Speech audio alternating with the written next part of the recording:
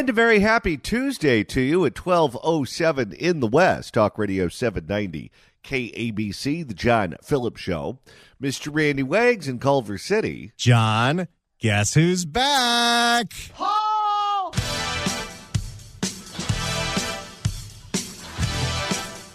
Okay, now admit it. Was I the first person to tell you about it, or did you find out about it before I texted you this morning in 0:30? I texted you about it. Wait. Hang on. I'm going to look at my receipts here. I texted you about it at 6:15 a.m. Oh, you did. You're right. I must have been asleep. You're right. You texted me about it, which I did not even realize that you did until just now. And then at 7 a.m., I texted you, Lewis, and Art about it. Yes, that is true. Okay, you win. You texted me about that very early in the morning. And had I woken up at 5 a.m., you would have gotten a text then. No! Well, just when you think that all of our Katie Porter drops are going to be useless and not applicable to the news cycle, manna from heaven comes down and gives us at least 2 more years of usage. Like, please! So she went back to be a professor at UC Irvine for 2 months and said, screw this? Yeah. Well, there the kids only bring you apples. Hey, hello, everybody! Well, Johnny, she put out a 3-minute announcement video that I had to edit for swearing. Every time I see this woman on TV and she's making a pitch for herself, she looks like she's about to punch you. Winner, winner, chicken dinner.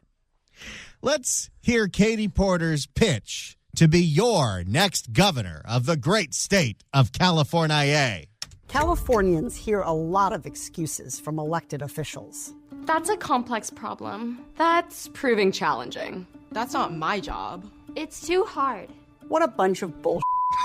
Whoa! And I had to bleep that. Starting out the video as if it's being filmed on the loading dock.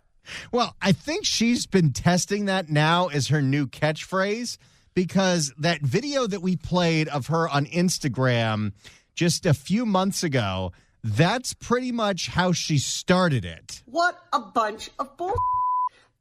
Okay.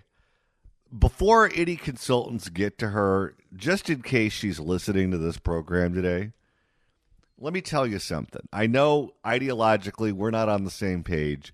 I haven't voted for you. I won't vote for you. I will give you this piece of useful advice, though. The world only needs one Rosie O'Donnell. Like, please! If you're going to be the angry, vulgar chick, it's not going to sell. We already have one totally unlikable person likely to be entering that race in Kamala Harris. We don't need someone who can outdo her. It's too hard. What a bunch of bull. What we need is new ideas. A willing. Okay, who did she pay to edit this video? Because the violins are very distracting. Well, she works at a university campus, so my guess is she got one of the theater kids to do it. What we need is new ideas. What new ideas? How many years have you been in Congress? And before that, weren't you an agitator? What we need is new ideas. A willingness to take on dangerous leaders and their corrupt enablers. The courage. Wait, what does this have to do with California? No. What she's doing is she's running against Trump. It's all federal subjects that she talks about, and she is positioning herself to be the anti-Trump. But that's not the job. No, it's not. This state has a lot of real problems, and a majority of them have nothing to do with whoever is running the federal government. She doesn't care about any of that. You just need to give her the power, or she's going to run you over with her minivan. Paul! The courage to. I've had at least 3 people this morning send me the announcement video, and they just sent the message, Paul! I think her daughter was in the video, by the way. Yes, she does this thing where she's talking to the camera while the daughter's next to her, not looking at the camera, studying. The kids are props. She is a prop comic. She's used all of the kids for her political purposes. Didn't she bring one to vote with her? She did. She also, remember when Eitan Wallace of Fox 40 spent the day with her? That's where this drop came from. Hey, hello, everybody. And we walked into her house where you saw the exercise machine that was right outside of the kitchen. And she had the whiteboard sitting out in the living room because, and this is totally not staged, she was using the whiteboard with her daughter to rank their favorite Taylor Swift songs. Oh, yeah. Everything about that piece was natural, including the exercise bike in the kitchen. No. You know, Eton, I just sit here, ride my exercise bike in the kitchen while I smoke a pack of Marlboro Lights and eat Cheese Whiz straight out of the can. And when I finish it, I crush it on my forehead. And then they went in the minivan, Oh, that pigsty. and there was a wrapper from McDonald's in it. One. Well, I think she wanted to convey that she's a real person, but she didn't want you to see what it's really like back there. No. And any time she tries to relate to the common man, it has to do with food. Have you noticed that? Oh, that comes up later in this video. I'm sure it does. The courage to lead in this moment. It's So far, we're 22 seconds in. Have you heard any policy proposal from the person that wants to run the state? Nope, nothing about insurance, nothing about the budget, nothing about fires, nothing about water, nothing about any of that. It's going to take all of that to solve the challenges that we face right now. Now I can't even hear her because they turned up the violins. Yeah, what is this, the LA Philharmonic? To solve the challenges that we face right now. Okay, who took money to put this together? Who did she hire as her consultant for her second loser election? Well, she's sitting on a minivan full of money. To solve the challenges that we By the way, she's also hitting everybody up for money. I have already gotten 2 text messages from Katie Porter asking for money just this morning. Well, she knows better than to text me. to solve the challenges that we face right now. A rapidly changing economy, a dangerously changing climate, costs that are out of control, housing and healthcare out of reach for millions. So how are you going to solve those problems? And most of those problems are federal. And fundamental rights that are in jeopardy. What California needs now is a little bit of hope and a whole lot of grit. A whole lot of grit. She is billing herself like she is some kind of walk-on football player trying to make the team. You're not Rudy. What California needs now is a little bit of hope and a whole lot of grit. Those instant grits?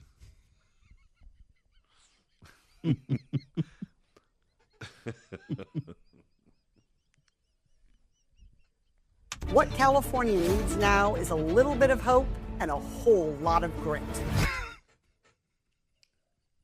Press play.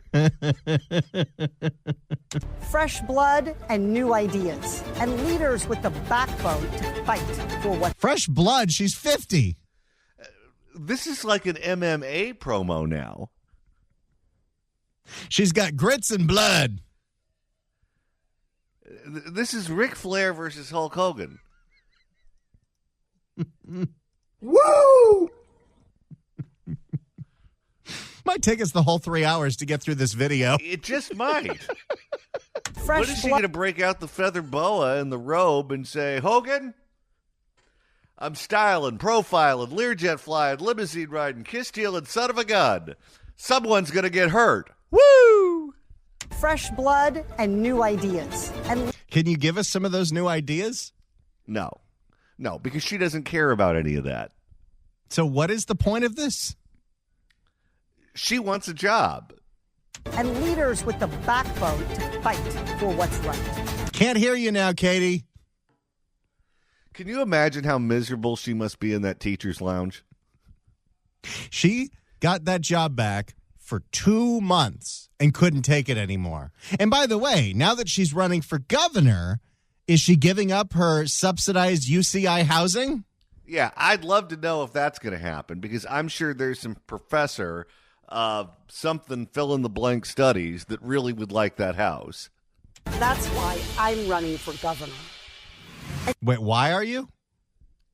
I still haven't heard an explanation. I first ran for office to hold Trump accountable. Oh, boy. Okay, we're back to the Trump hating. And we've changed up the music. Now we're in a different genre. Now we sound all hopeful. I first ran for office to hold Trump accountable. I feel that same call to serve now to stop him from hurting Californians. So her job, she thinks, if she's elected governor, is to be a roadblock to Trump.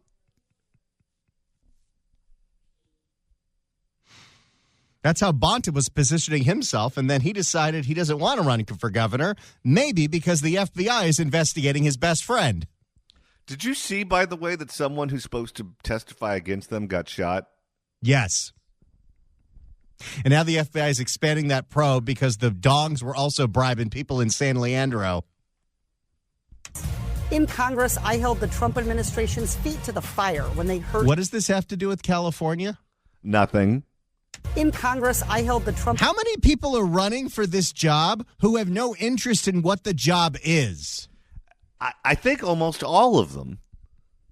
In Congress, I held the Trump administration's feet to the fire when they hurt Americans.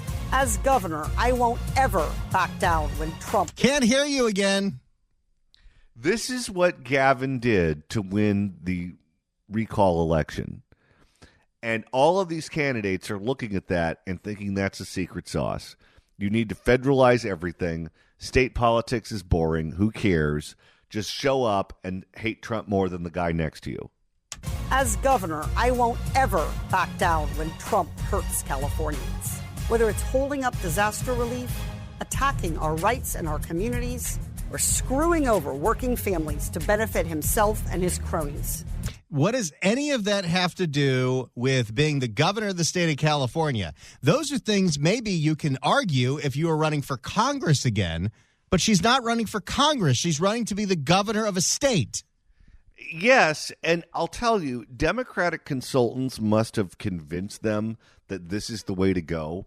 Because in local elections, whether it's water board or school board or city council, whatever the case may be, they run on essentially this same platform. They don't care about the duties that the job actually has some kind of influence over. This is what they run on because this is what they care about, and this is what their consultants are telling them will help them win. We don't have to choose between defending our values and tackling our challenges. We're now halfway through this video. Have you heard any concrete reason as to why someone should vote for her to be the governor of California? Nope. But she ran for the United States Senate on not taking corporate PAC money and getting rid of earmarks, as if anyone cares about any of that. How'd that work out? I call it the shift gift. How many votes did you get? All on one Southwest flight. You're going to need more than that, sweetheart. Working with businesses and protecting workers to create good jobs and a thriving economy. Keeping our communities safe and upholding individuals' rights. Yeah, but how? She has no interest in any of that. None. These are all completely empty platitudes. What to use a Gavinism, what is your why, Katie? If you're going to run on empty platitudes, then you're going to have to rely on people voting for you because of your personality. You mean this personality? Winner, winner, chicken dinner. Yeah, well, guess what? You are going to end up with 5 votes. As governor, I'll bring all voices to... Once again, we have turned up the music and drowned out Katie Porter. Maybe we're better off. As governor, I'll bring all voices to the table to hear good ideas, no matter who they come from or what else we may agree or disagree on. These are the most generic statements I have ever heard from a campaign launch video. Well, okay, so at the beginning of the video, it's, I hate Trump. I'm going to do everything I can to block his agenda. And now it's, I'm a consensus bipartisan builder. I'll work with anybody.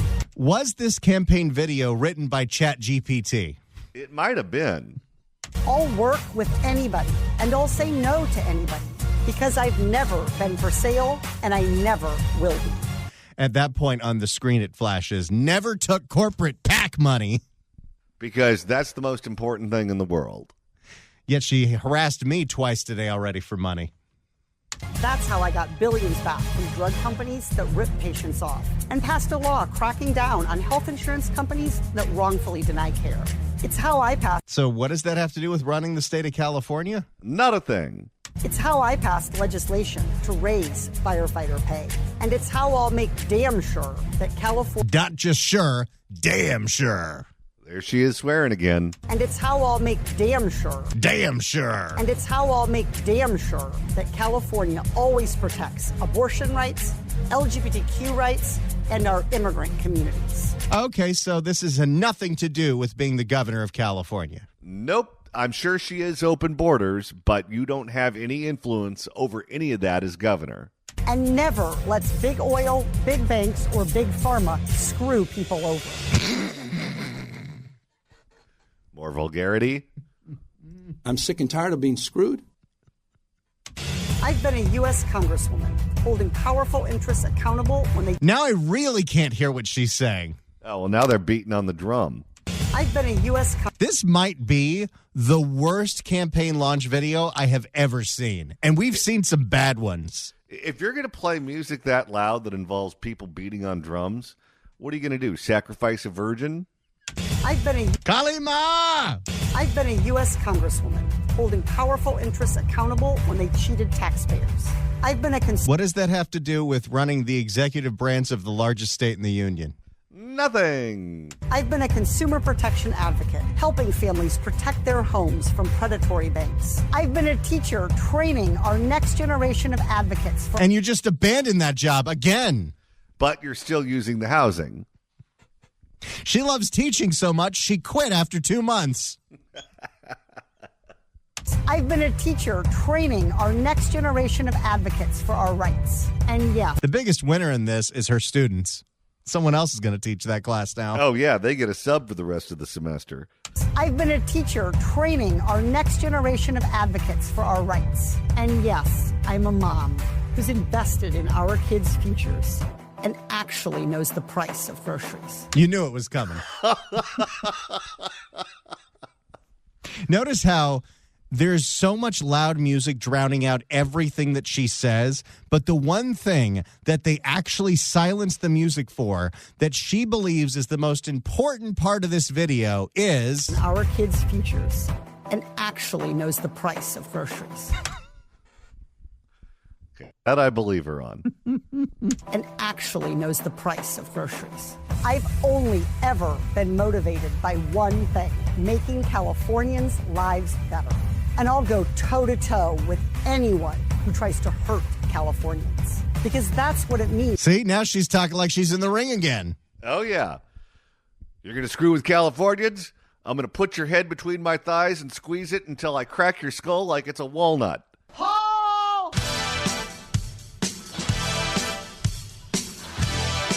Who tries to hurt Californians. Because that's what it means to have the courage to solve our toughest problems. To build What are those problems?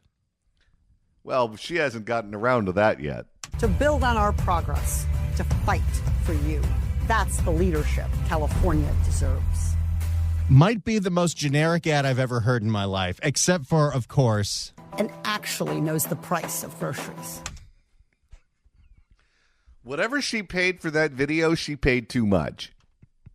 So you heard her, Johnny. She's a fighter. She's in this thing to win it. She's going to take everyone on, except listen to what Alex Michelson dropped this morning on Good Day LA. But interestingly, she's also saying that if Kamala Harris enters the race for governor, she's going to drop out. Wait a minute. So if Kamala jumps in, Katie jumps out? We are doing it. Then why not just wait until she makes her decision? What is the point of running for governor if you on day one say, well, if Kamala gets in, I'm not running? Who's going to write you a check? Who's going to endorse you? Who's going to volunteer for you? What is this campaign? It's a vanity project.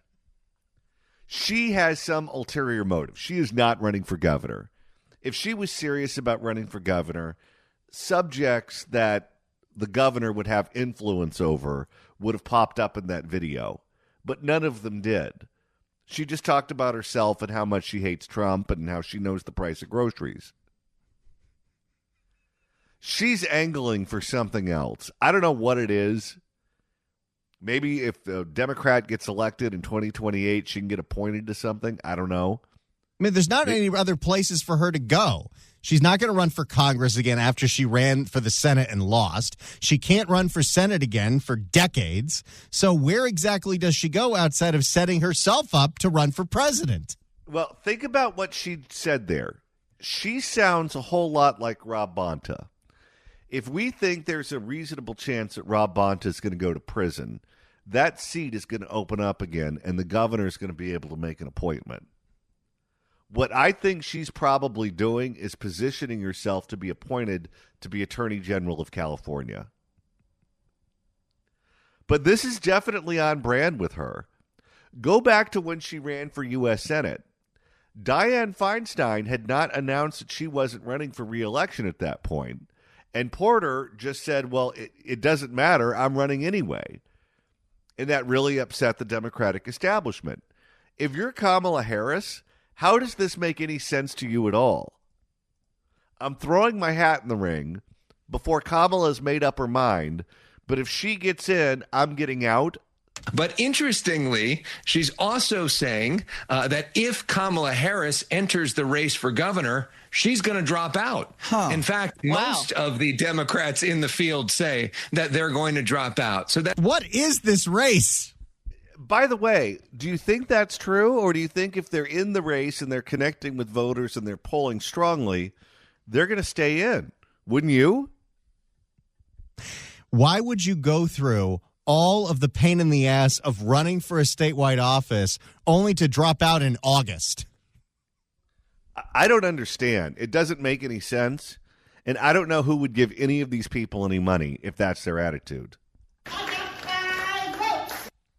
You're running for governor because you think you can do it. You think you have the answers to the state's problems. And you think that you have the unique ability to get it done. If you think there's someone else who's better than you that's out there who would do a better job than you, why are you fooling around with it? I'm only running if Kamala's not running. So here's our question to you at 800-222-5222, 1-800-222-5222. Do you think Katie Porter could be the next governor of the state of California? I don't. I think that ship has passed. I don't think the people of California would be dumb enough to vote for her. If Kamala jumps in, there's no room for her. If Kamala doesn't jump in, other bold-faced names will, including potentially Rick Caruso. I don't think Katie Porter can win a statewide race in California. What say you at 800-222-5222, 1-800-222-5222. If you'd like to email the show, you can do so at johnnydon'tlikeshow@gmail.com. That's johnnydon'tlikeshow@gmail.com. And if you missed yesterday's episode, the first episode of the week, and you want to find out what you missed out on, Randy, that's easy to do. All you got to do is go to KABC.com, click on podcasts, go to the Apple Podcast app, iHeart, Spotify, search for The John Phillips Show, hit subscribe. You can download all the episodes. You can do a Google on the YouTube or get that handy-dandy KABC app. Search KABC AM in the Apple App Store or the Android Store. It's the easiest way to listen live to this radio station and download all the podcasts. You can find out the context behind my new favorite drop. Spicy karaoke. Katie Porter says she's running for governor unless Kamala does, then she's dropping out. Do you think Katie Porter can be the next governor of the state of California? I don't think so. I think that's one bridge too far even for us. What say you at 800-222-5222, 1-800-222-5222. We're taking your calls right now at 800-222-5222. 1-800-222-5222. Katie Porter says she wants to be the queen of you, at least here in the state of California, because she has officially declared her candidacy to be the next governor of the state of California. Do you think she has a chance at winning that election? 800-222-5222, 1-800-222-5222. Before we get to the calls, Randy, whenever we mention her name, the mailbag just lights up. What are you seeing at the mailbag? So here's what we're going to do. I'm going to try to read as many emails as I can from the emails that are clean enough for the air, which might not be any. But let's start with Tom, who writes in at johnnydon'tlikeshow@gmail.com. It's very clear she'd prefer to be in federal government and not running a state government. We don't need that. A brief image of homeless tents doesn't take the issue seriously, in contrast to overtly focusing on fighting against Trump on national issues. I'm not even a big Trump fan, but this announcement sucks. Boston John writes in and says, if Kamala Harris runs for governor, this will be a fascinating catfight for the next 2 years. Although apparently not, because Katie Porter told Alex that she's going to drop out if Kamala runs. But who believes her, though? If she's polling well, I don't think she gets out. Bill writes in with something I cannot say. But there are a few of those in there. It's a take on this. Winner, winner, chicken dinner. But then says things that if I said, I would have to go to a meeting for. By the way, Johnny, we have another training we have to do. Oh, do we? Yes. When did that drop? Paul sends a picture that if I told you what the picture was, I'd have to take a meeting. Alejo sends a picture in that if I had to tell you what that picture was, I'd have to go to a meeting. Chuck writes in, hello, John and Randy. Katie Porter is the poster child for all public sector employees. She is a loud, obnoxious, and overbearing private sector taxpayer dependent. She's hollow as a plastic Easter egg. The only thing she knows is wealth distribution because she's a beneficiary of it. She can never make it in the private sector because she would have to be productive. All right, we'll check back in with the mailbag coming up in just a few minutes. But right now we're going to the phones at 800-222-5222, and we'll begin with Bill in La Cañada. Bill, hello. Hey, guys. Hey, nobody said, is she running as a Democrat? Yes. Because she might have some luck as an independent, because I know she distinguishes between Democrat with a big D, and what's that other one she says? Little D. That's the one. That's a very astute observation. Thank you for the call. Let's go to Morris in downtown L.A. Morris, hello. Yes, good afternoon. Now, I hate to tell you, she's not fit for any kind of job. Maybe she can apply as president of Waste Management Company because she puts out plenty of waste. And I'm sure they could use her services in the dumpster department there. So they have several locations, and I think they have one in Orange County. She could go put in a job application. But for her, for running for any public office, I think it's a waste of her time. It's a waste of taxpayer time, too. All right. Thank you for the call, sir. 800-222-5222 is the telephone number, 1-800-222-5222. If you'd like to email the show, you can do so at johnnydon'tlikeshow@gmail.com. That's johnnydon'tlikeshow@gmail.com. And Randy, you're still monitoring the mailbag. Let's see how many of these I can actually read on the air. Kevin writes in at johnnydon'tlikeshow@gmail.com. Someone needs to tell Katie Porter that there's an opening at Footlax Massage Parlor. She has a better chance of being hired there. Mark writes in and says she sounds like she got her ideas from Modelo commercials. CJ writes in and says, why doesn't Katie Porter just try to become the next president of Stater Brothers if she cares so much about the cost of groceries? They usually have great prices. Robert says, I think she's a professional grifter, and this is all about fundraising. Brian wants me to find something really offensive for the Queen to say about Katie Porter. Ed writes in and says, since Miss Porter loves using whiteboards, her children, her van, and exercise equipment to present an image, and she usually talks, I can't read the rest of that one. Penny writes in, if Kamala and Katie Porter run for governor, I'm definitely voting for Katie. Well, that's a choice I don't want to have to make. And M writes in at johnnydon'tlikeshow@gmail.com. This lady can't even clean her minivan. How does she think she can clean up the state? That is a very good point. Now, Katie Porter, according to Alex Michelson, has told reporters that if Kamala runs, she drops out. But let's say she doesn't, and it was down to a top 2 primary, and Kamala finished first, Katie Porter finished second. What do you do? Well, it will be very similar to the Adam Schiff-Katie Porter matchup in the primary last year, where those two went nuclear on one another, but not directly. They never really directly criticized one another. They were trying to prop up other candidates to do it. If you put them one-on-one in a general election setting, what you do is you take away all of these proxy wars, and they're forced to go head-to-head with one another.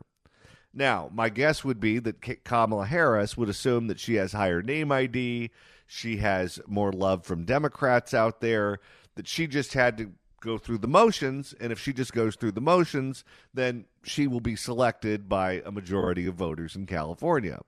Katie Porter would have to be extremely aggressive, because you're not only going after someone who's won multiple statewide races in California, but you're going after someone who the state voted for as vice president once and as president once.